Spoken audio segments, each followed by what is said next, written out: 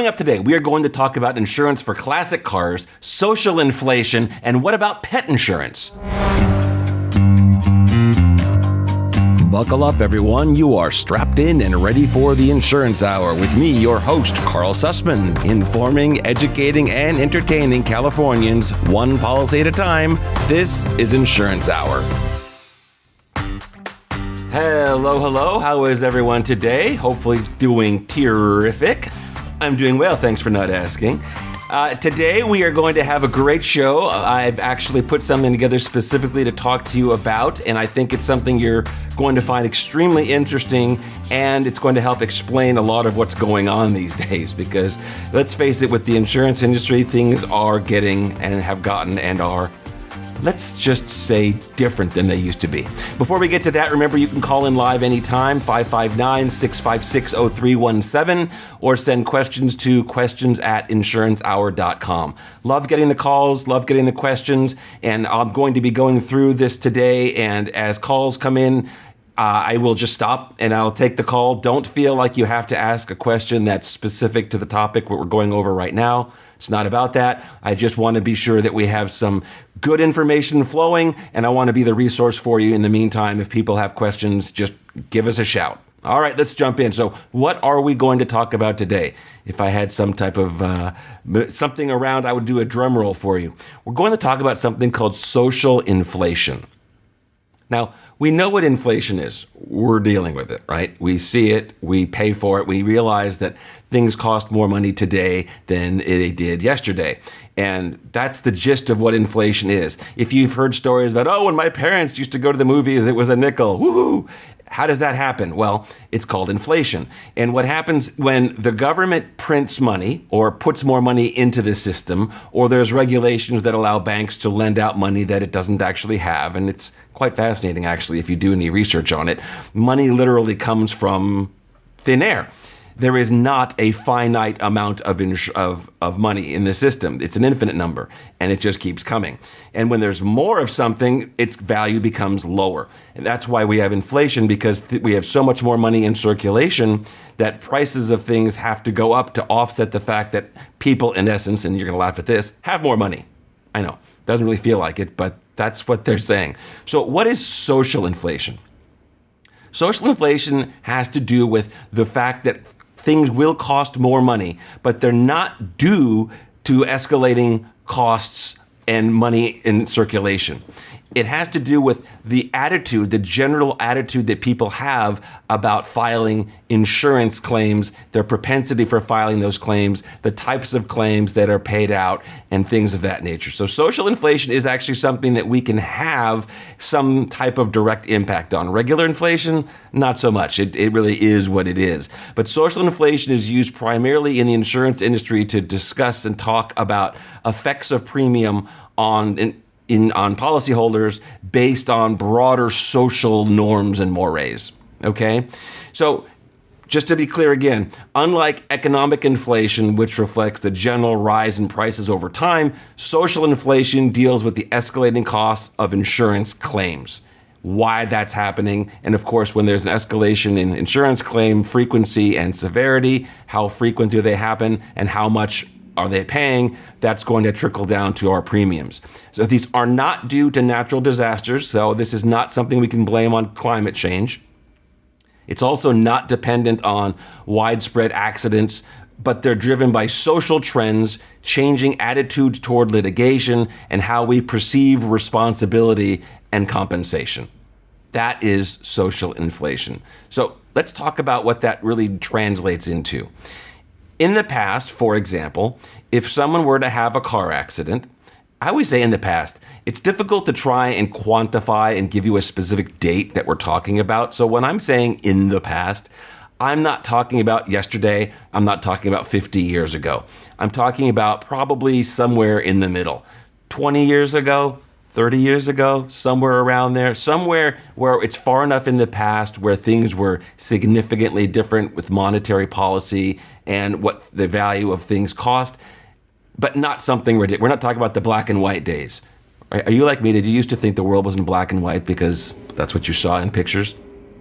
No, I didn't think that. I don't know what you're talking about.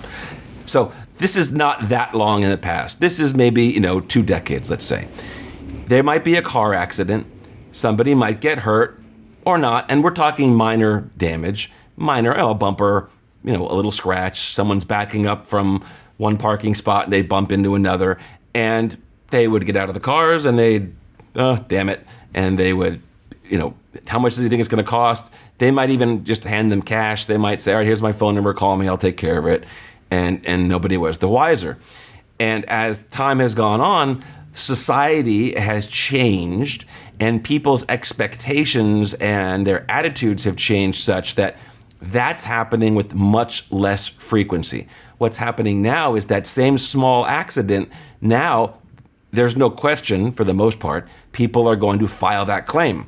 In general, understand that the frequency of accident to claim has skyrocketed.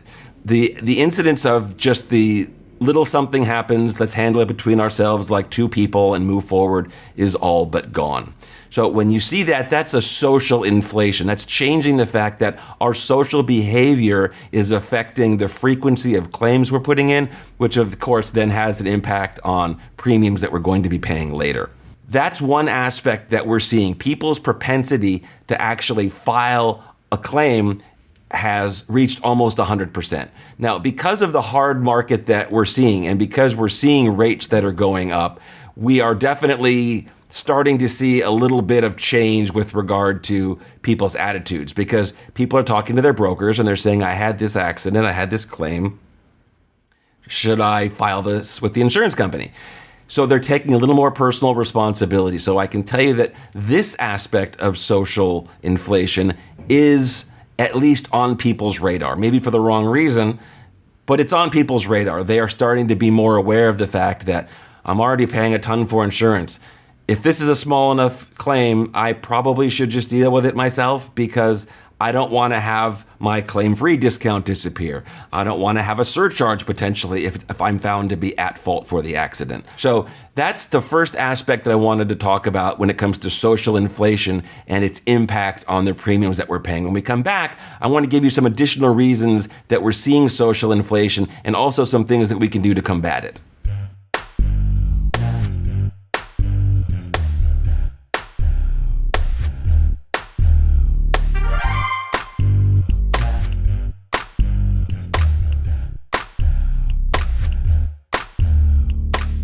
I'm sure many small business owners out there have been hearing a lot about fractional CFOs, but aren't quite sure what they are or how they can help. Let Semaphore guide you and help fulfill your fractional CFO needs at SemaPhoreHQ.com. We're likely the solution to your business struggles and you didn't even realize it. First, I'll explain what it's all about. A fractional CFO is a part-time, on-demand financial expert who can help you with scaling and tracking your financials and making smart financial decisions. A fractional CFO is more than just a number cruncher. They are a strategic partner to the founder and a trusted advisor to the growing leadership team.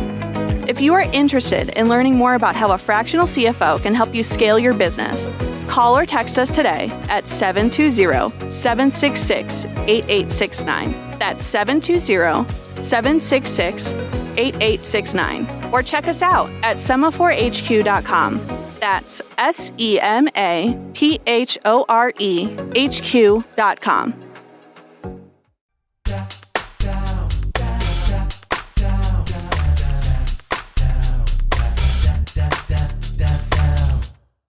Hello, and welcome back. Thank you again for being here on Insurance Hour with me, your host, Carl Sussman. Remember, you can call in if you have questions anytime. I'd love to talk to you at 559-656-0317. Send your questions to questions@insurancehour.com. Happy to answer your questions. Happy to put you on the air if you happen to call while we're live. Otherwise, I'm still here for those emails. Just keep them coming. Before the break, we were talking about social inflation. Guess what? We're still talking about social inflation. And social inflation is a process that happens over time whereby the attitudes and feelings and perceptions that people have impact insurance premiums based on their propensity to file claims. So we talked about, and we used the example of small car accidents. And okay, we can take some responsibility for that, right? We're the ones that are putting in those claims. We're the ones that are pushing these things in that direction, right? If we're putting in the claims, more claims, higher premiums, right? We know that's how this works. It's a fact. It's just math. It's not political. It's not regulatory. However, let's talk about some of the reasons that we feel the way we do. One of them has to do with how some people are actually dealing with things like litigation. Now, if you've turned on the TV or you have the radio on, it's possible you're going to have heard or seen ads for people, for law firms, for legitimate claims, for real claims, for claims that have a payout coming. It makes sense. You want to be sure that you're getting what your policy provides for. It's okay to get advice. It's okay to speak with an attorney to get information about claims. What happens is the adjuster and the attorney should, in the ideal world, simply talk about coverage and move forward from there. Let's talk about what's reasonable. Let's talk about what the policy says. They are necessary and they're definitely there to help consumers when the need arises. This is just the process that I'm explaining, okay? So let's pause on that for just a second. I'll explain how that can even happen. We've got a caller that's calling in with a question. Cody, welcome to the show. I'm Carl Sussman and this is Insurance Hour. How can I help you? How's it going, Carl? I have a question as it pertains to what you'd recommend for coverage. So as an owner of a tech company or small business, E&O or air emissions insurance is a priority for us, but I'm curious what you would recommend on common formulas or what's market rate or standard for how much E&O coverage is enough without being too much or too little based on our operations. So you're a startup and you're a tech startup, yes? Exactly. Okay. Now, there are a lot of startups, as you know, and I don't know what the statistics are, but tech startups, two things tend to happen a lot. One, they fail, unfortunately, and two, they do end up getting embroiled in litigation. And that might be, there are lots of reasons for that. One of them might simply be because they're new in the industry. They are, by definition, a new startup. So they don't necessarily have all their eggs in a row. No, eggs? What do you have in a row? I don't know, chickens? Ducks. Thank you very much, Cody. I knew it was some kind of small fowl. So they don't have all their ducks in a row. So they're more likely potentially to have a claim just because they don't have the experience, right? It's like a driver. A driver with 1 year experience doesn't have it together as well as someone that's been driving for 30 years. So new companies in general do tend to have claims more often than companies that have been in business for a longer period of time. So my recommendation as a general rule is if you have a newer company, number one, you should be prepared to have some form of litigation, to have some type of liability, some type of claim, some type of problem, right? As a startup, you're probably preparing for bugs in your system, whatever the system might be. You said you were a tech company. You're preparing for those things because you assume we're not perfect, right? You're going to find bugs. That's why things sometimes roll out as a beta, but you're assuming that there's going to be some level of there's a learning curve, right? In that same way, you should also expect that there are going to be some things that happen that could potentially put you in harm's way and lead to some type of a claim against you, whether it be from one of your employees, it happens, because again, you're new with this, or a customer that you might be transacting business with. The tech field is also extremely challenging because you have a lot of different jurisdictions that you're dealing with, right? You're not talking about a brick and mortar store on the street where you say, well, I'm in this city, in this state, at this address, and I'll follow the laws as they pertain here. When you're an online company and potentially working across different states or even countries, you have different jurisdictions to look out for. That makes it very challenging because you have all of these regulations that you need to be careful of as well, right? So to answer your initial question, how much is enough? You want to have enough to anticipate a claim and be sure that you have enough coverage that in the event a claim does come in, you're not going to be shut down. You should plan for it, expect it to happen. You're a new company, and you're in tech companies in general, because they tend to do different things. Expectations for the product might be different, right? If I hire a CPA, I have a set of expectations. It's pretty well established, right? He will do my taxes, right? Plus or minus some other details.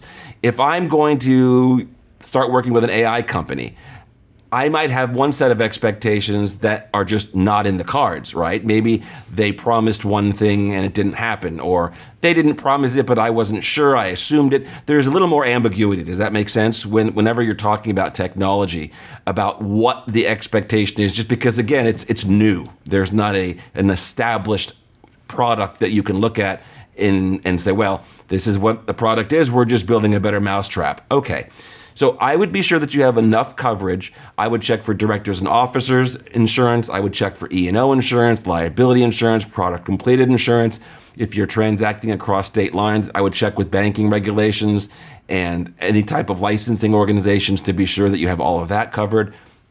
And most importantly, the policy that you get, and there's probably multiple policies you would need to cover you across this wide range of potential exposures, you want to be sure, and you want to ask the agent or broker that you're dealing with, go through all these things. Say, tell me what exposures I have that you are not protecting me for. That's the big question. And be sure that you have enough to sustain at least, I say at least, one good slam, one good lesson, right? One good, damn it, I didn't see that coming, or darn it, this just didn't work as we expected it to.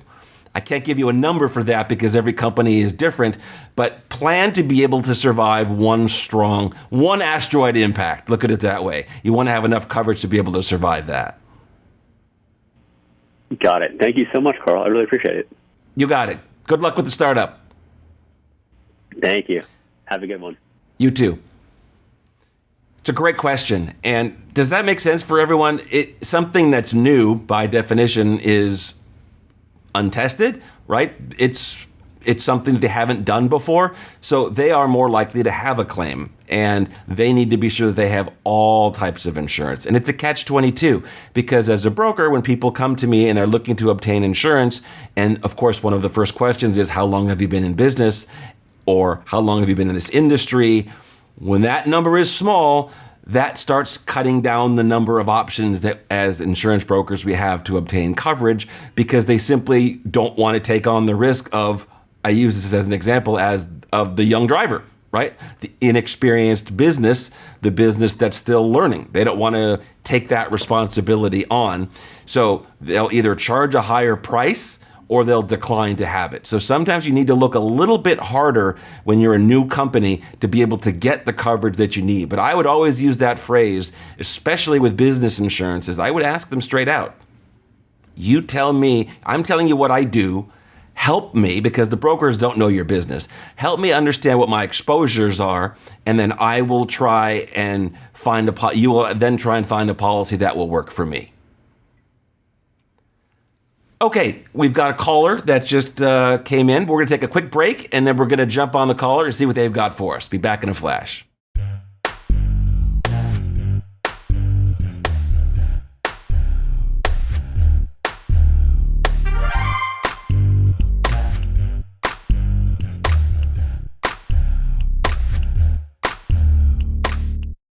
California's insurance market can be challenging, but Sussman Insurance Agency knows the way. Trusted for 2 generations in home, auto, and personal insurance. Call 877-411-5200 or visit SussmanInsurance.com.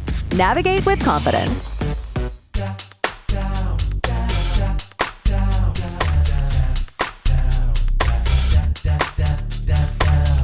Hello, and welcome back. I'm Carl Sussman. This is Insurance Hour. And before the break, we had a caller who was patiently waiting to come on. And just before I bring them on, remember, you too can call in anytime at 559-656-0317 or send a question to questions at insurancehour.com. All right, thank you for your patience and waiting. How can I help you? You are live and on the air. Good morning, Mr. Sussman. I had a question. I've seen where a lot of people have been with one insurance company for many, many years, been a loyal customer, faithfully paid their premiums, and then, they have a claim, and then the insurance company cheats them on their claim. My question to you is there any real benefit to being a long-term customer or insured with just one insurance company, or would you recommend shopping rates from different insurance companies every few years or so?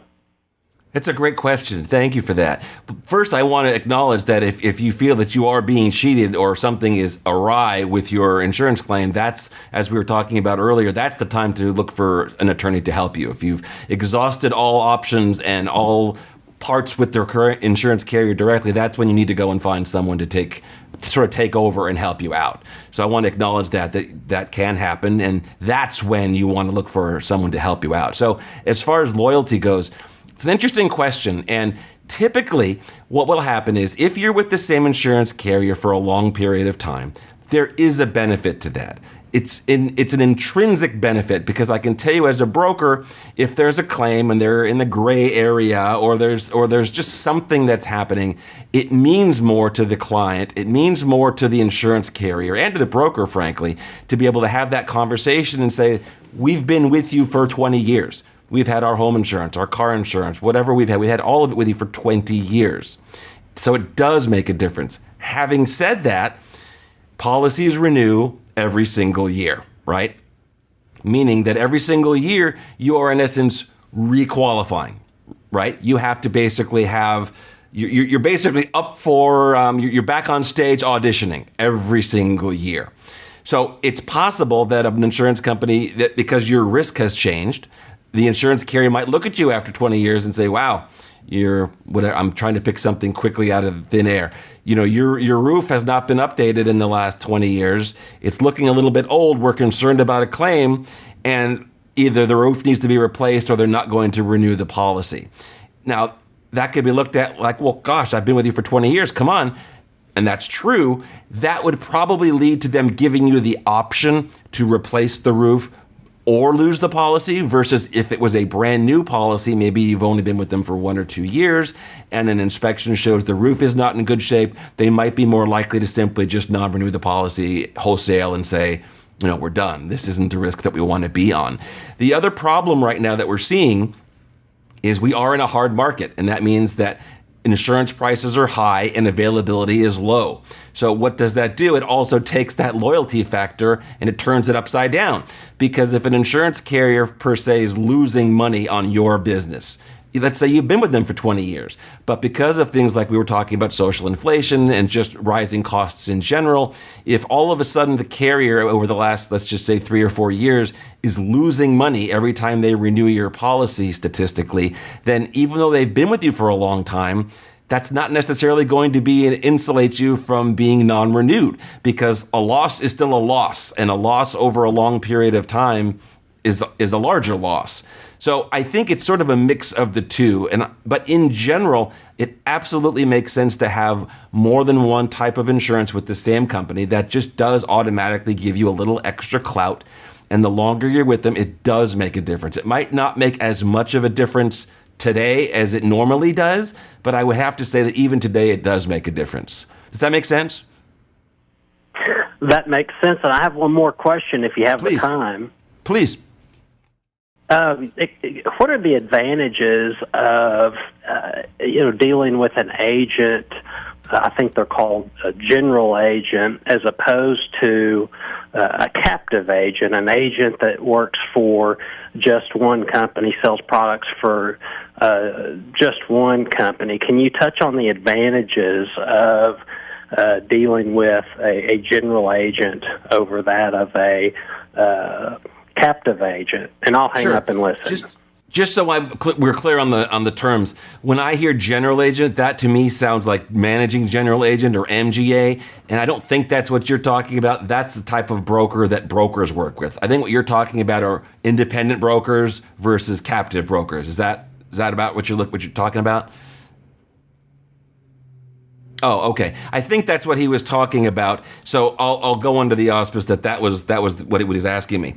So an independent broker has the ability to go to multiple insurance companies. You go to them and they say, okay, I've got this car and this driver and I've got this house and this situation and this type of dog and all these things.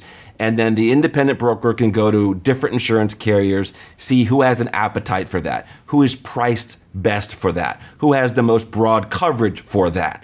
And they can present that coverage option to the client. A captive agent, which is exactly as it sounds, is a type of agent that can only write with one insurance company. If they're writing with one insurance company and you come to them, what do you think's going to happen? Chances are they're going to try and squeeze you into their product if they can, because that's how they make a living. And I'm not knocking captive agents. Some agents are very comfortable working in that environment, and some clients are very comfortable with the concept of one size fits all. I don't happen to share that feeling personally because I think, especially these days, there are so many variations between insurance companies and insurance products that to try and say that one product and one company is good for everybody is just not the best way to go. So I would tend to say the independent broker is probably going to be a better advantage for you because they have options and choices of companies for you versus the captive that has one choice. And we have another caller I'd love to bring on. Welcome again. This is Carl Sussman with Insurance Hour. How can I help you? Hi there. Good morning. Actually, I had two questions. It's the morning of two questions. Go ahead. It is the morning of two questions. Two things. One is about earthquake coverage, just in light of our last little shake we had last week. We don't have earthquake coverage right now, and so we got into a discussion about if there had been any damage, whether it was to the house or stuff that just fell off shelves and broke. Is there any part of our regular homeowners policy that would cover anything that happened after an earthquake if we don't have earthquake coverage? Mm-hmm. The second question is, we've just recently found out we have two very sick dogs, and we're aware of pet insurance, but obviously it's too late because they're old. Do you know if there's any value to having pet insurance? Okay, got it. Let's tackle the earthquake insurance first. So I am assuming you're somewhere in Southern California, since that's where there's been a lot of earthquake activity. And to answer your question, and again, every policy is a little bit different. However, in general terms, the only peril that would be covered, even if it's an earthquake, without an earthquake policy, would be fire. So theoretically, and again, every policy is different, if there was an earthquake that caused a fire, then your homeowner's policy would still pay that fire coverage. That's the only peril that potentially might kick in. Otherwise, any type of damage that's caused by an earthquake is specifically excluded in the policy. Now, earthquake insurance in California is readily available. It's available through the California Earthquake Authority and participating carriers, as well as through a number of independent insurance companies that offer a wide variety of different earthquake insurance policies.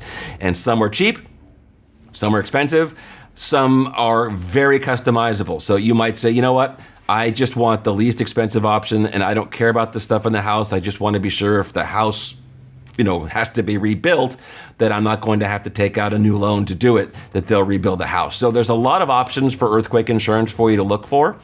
And if you're concerned about something specific in the house, right, maybe the house is the house, but maybe you have an art collection, or maybe you have irreplaceable trophies or things of that nature, you can purchase specific insurance policies that will cover those items on what's called an all-peril basis, meaning it doesn't matter if it breaks in an earthquake or somebody steals it, it's going to be covered. So that's the short answer on the earthquake insurance option. Also keep in mind with earthquake insurance that when there is an earthquake above a certain threshold, and again, it varies by insurance company, there's usually a waiting period. There's usually a time frame where the insurance industry will say, okay, we're waiting on aftershocks now, so we're not writing new policies. I know that we received an influx of calls right after there was an earthquake in Malibu, and phones started ringing and the emails started coming, and the insurance industry and the carriers that offer insurance, earthquake insurance, said yes, but we're going to wait, a couple of days here because we could have aftershocks. We don't want to sell a policy today when we know there's the likelihood of an aftershock tomorrow. Incidentally, the Malibu quake has had over 10 relatively significant aftershocks. So look for earthquake insurance when there's not an earthquake that's just happened. At least wait until you may have to wait a day or two before you'll be able to have it available. Now, on to your second question about your dogs. I'm so sorry that you have two sick dogs. You said they're too old for pet insurance, so at least they're not young and sick. My feeling about pet insurance works like this. And I'll just tell you what I've done for myself. We do sell pet insurance, so I'm familiar with it as both a consumer and as a broker. Pet insurance is one of those things that is not underwritten.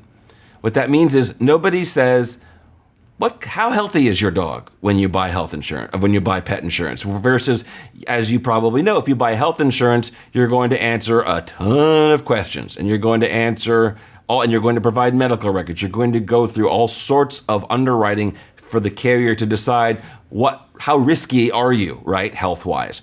Pet insurance doesn't do that. And because pet insurance doesn't do that, they'll ask some basic questions: the age of the dog, the breed of the dog, sometimes the weight. That's really it.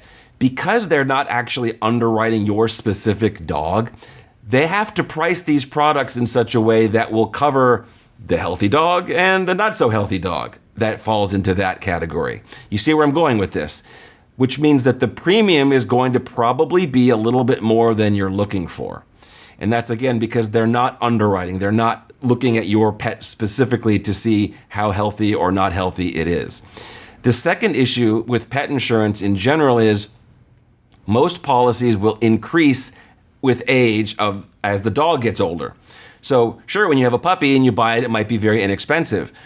Unless the dog's it's horrible, an accident, something happens where it needs to get emergency care, and then you would have potential coverage under a pet policy.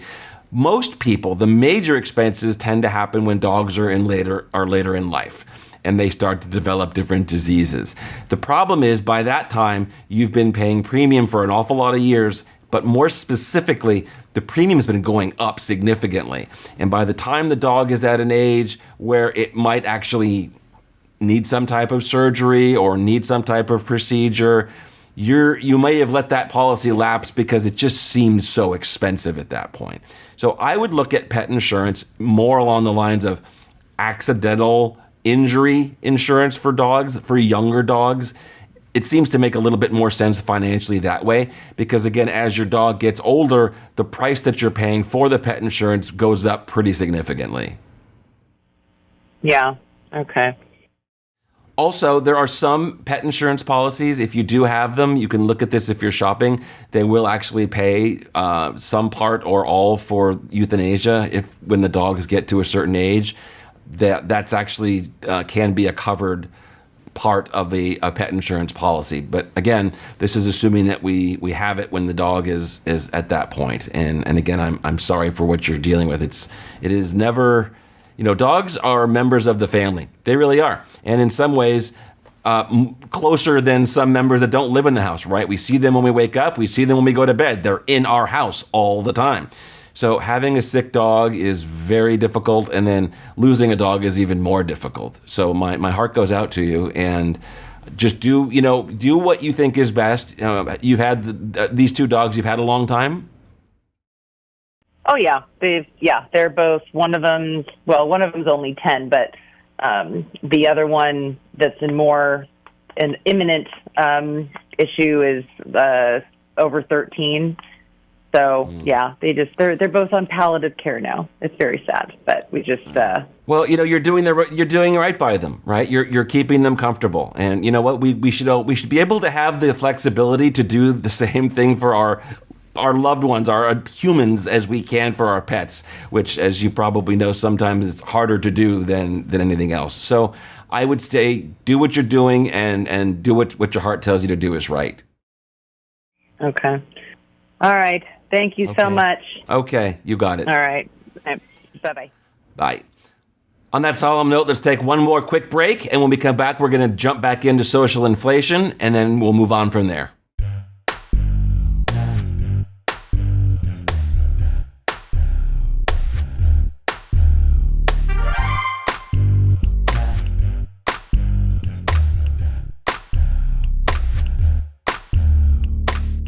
I'm sure many small business owners out there have been hearing a lot about fractional CFOs, but aren't quite sure what they are or how they can help. Let Semaphore guide you and help fulfill your fractional CFO needs at SemaphorehQ.com. A fractional CFO is a part-time, on-demand financial expert who can help you with scaling and tracking your financials and making smart financial decisions. A fractional CFO is more than just a number cruncher. They are a strategic partner to the founder and a trusted advisor to the growing leadership team. They can help you transform your business from a one-person startup to a small, mid-sized team. So now that you have a better idea on what it is, how do you know if you need a fractional CFO? The answer depends on your stage, size, and goals. If you are interested in learning more about how a fractional CFO can help you scale your business, call or text us today at 720-766-8869 or check us out at semaphorehq.com.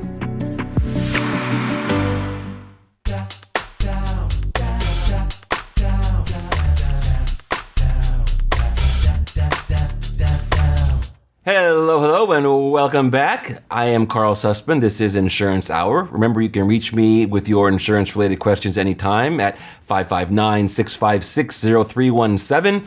You can also send your questions to questions@insurancehour.com, or to get an agent right away, you can just dial pound 250 on your phone and use keyword insurance. That'll get you through to somebody right away. We were going to jump back into social inflation, but we've got a caller, so I want to take them first things first. You guys always come first. Hello and welcome. You're live with Carl, and this is Insurance Hour. How can I help you? Hey there. I'm calling. I've got a couple questions. I'm in the state of Florida, and I have a couple questions about car insurance and also garage insurance. I'm a mechanic in Florida, but I also have a collection of cars that I have on a personal policy. And I'm quite happy with the rates on a personal policy. I hold about 10 cars on it. But a handful of these cars, or at least 3 at a time, are essentially just never being used, and they're stored in a garage. So I'm curious about my ability to take those off of a policy essentially to take them off my personal policy and have them protected, or am I allowed to have those cars uninsured so long as they're not being driven on the road? It's a great question. So these are these are personal cars. I assume that there's some kind of, they're fancy cars. You don't just have 10 Hondas, right? Yeah, these are nicer, sort of classic and exotic cars. Yeah. Okay. So when you're talking about a car being on a policy or off a policy, we just need to split it in two things. One, there's liability, right, which is legally required for vehicles that you're going to be driving, and the other is physical damage or coverage for the actual vehicle itself. Now, in Florida, I'm not specifically familiar with the liability regulations are. I suspect it's like most states. That's a funny assumption, but let's just say that it is. And if the vehicle is parked and not being driven, and you register it as such with the Florida Department of Motor Vehicle, then my understanding is you should probably be able to not carry liability insurance on it. So that aspect you should double check, but is what I would assume you can do. The next part, and this is the important part, is these are expensive cars. So you want to be sure that you have coverage on these cars while they're in the garage, right? If the garage burns down, if somebody breaks in and steals them or tries to steal them and damages them, and you can normally separate those two coverages with what are called classic car policies.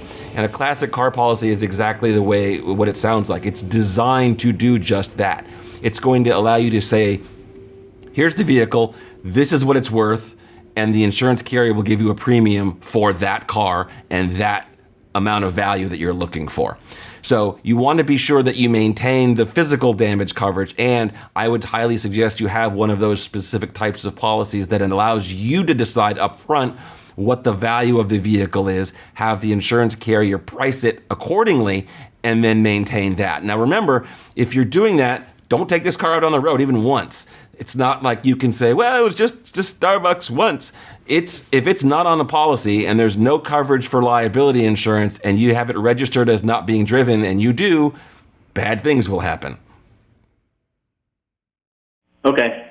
And then I had a couple questions just because, being a mechanic and having the garage open, I mean, I just opened this garage in Florida.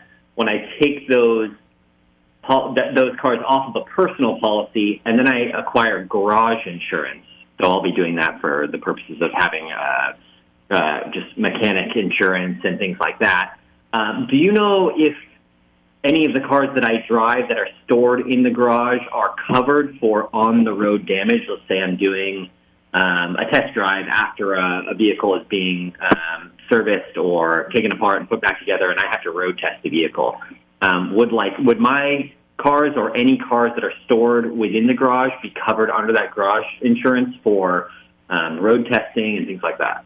It's a great question, and my hat's off to you for thinking of it, because a lot of times people don't think along those lines. So in a garage policy, there's a coverage called care, custody, and control. And what that means is when a vehicle is in your care, custody, and control, you have coverage for X. And X is what you determine you're going to have in the policy. Typically, it's going to be liability limits. It's going to be some type of physical damage. Now, remember, since cars are coming and going, there's no way for them to have a particular value on what those cars are, right? So you're going to want to be sure that the policy that you have has the provision for care, custody, and control, and what those limits and provisions are. You want to be sure there's liability and some form of physical damage, because you don't want to have a vehicle come in that's worth $250,000 and your policy is care, custody, and control says, yeah, we'll pay up to $50,000 for a car. So you want to find specifically a garage policy that handles specifically high-end vehicles that you're doing work on. And also, as a mechanic, I don't have to tell you this, you're potentially dealing with people's lives, right? You're doing things to the cars they're going to drive. So you want to be sure you have substantial limits of liability there, because if you make a mistake, and you could be the best mechanic on the planet, but if you make a mistake, you don't want to be in a position to not have the right coverage if somebody gets hurt driving a car after you've serviced it. Yeah, absolutely. Okay, yeah, I think that was very helpful. Those was the questions I had. I think I'm going to take a look at those classic car policies and then take a look at the coverage I can have for the cars that are stored in the garage as well. Absolutely. And remember, for the mechanic policy, for the garage policy, care, custody, and control, that's the part you want to be sure is there, and you want to look at those provisions with your broker to be sure that the limits are high enough for you. Great. Awesome. Thank you very much. I appreciate it. You got it. Thanks for calling. Classic cars. Isn't that something? You know, I wished I was more into cars growing up. A lot of my friends were really car buffs, right? And they wanted the muscle cars, the Mustangs. I remember I had a friend that had a Mustang GT turbo, blah, blah, blah, blah, blah, blah. And he thought it was so cool, and it would sit in the parking lot and park and just rev the engine. And I don't know, it just never seemed to really excite me much. I don't know why, but I was almost envious that people could be that excited over a car. So, no, when I see people that have cars that have high values, like we were talking about with this last caller, that's pretty amazing, right? To have a hobby, I assume, where you'll have vehicles, you'll collect vehicles that have high values like that. That's super cool. And you want to be sure, of course, as a consumer, just like we were talking to this caller as a mechanic and having a shop, when you take one of these vehicles that's that kind of expensive to a shop, really for the most part, anyone taking any car to a mechanic, you might just want to be sure that they do have a correct insurance policy in place. Now, if you're taking it to the dealership, it's probably not something you're going to be too concerned about, right? But if you're not taking it to a dealer, if you're taking it to somebody independent, then it definitely makes sense for you to, maybe take that time and ask them, say, I just want to verify you've got coverage, and ask for what's called a certificate of insurance. It's free. It's something they can give you that their insurance company or broker will simply say, it's a one-pager usually. It'll say the name of the garage. It'll say the coverage types they have, and just show it to your insurance broker and say, hey, I'm taking my car to this mechanic. Is this okay? Does this make sense? Is this coverage sufficient for me to leave my car there? Because remember, if you leave your car at a garage and that garage has a fire and they don't have appropriate coverage, hopefully you have physical damage coverage on your car. But if you don't, you may have a problem. And if you do, now you're filing a claim on your insurance policy. And we know how fun that always is, right? It's not my fault. Why would I want to file the claim on my insurance policy? It burned down in his garage while he was taking care of it. I get it. And I'm there with you. So a little ounce of prevention to not let those things happen, and to be aware of what types of coverage you want to have when you're taking your car somewhere and you're leaving it there. You wouldn't take your child to daycare without being sure they have insurance, would you? I hope not. But now you probably won't. You definitely want, if you're talking about an expensive car or any car at all, if you're going to be leaving it in someone else's care, custody, and control, be sure that they do have coverage for that. And with that, we're going to wrap up today. I thank everybody for being here and everyone who called in for your great questions. I will be here to talk with you again soon. I do want to thank all of you for taking the time to listen today. I know insurance is not necessarily the most sexy concept. It's not the most exciting thing in the world. It is important that you understand what it is you're getting, what you should be looking for, red flags, you name it. You just need to know more than you used to. Things are more complicated than they used to be. If you have any questions, please reach out to me directly. You can email your questions to questions@insurancehour.com or call and leave a voicemail at 559-656-0317. Educating and entertaining Californians, one insurance policy at a time. This is Insurance Hour. This show is dedicated to Shamrock Papa.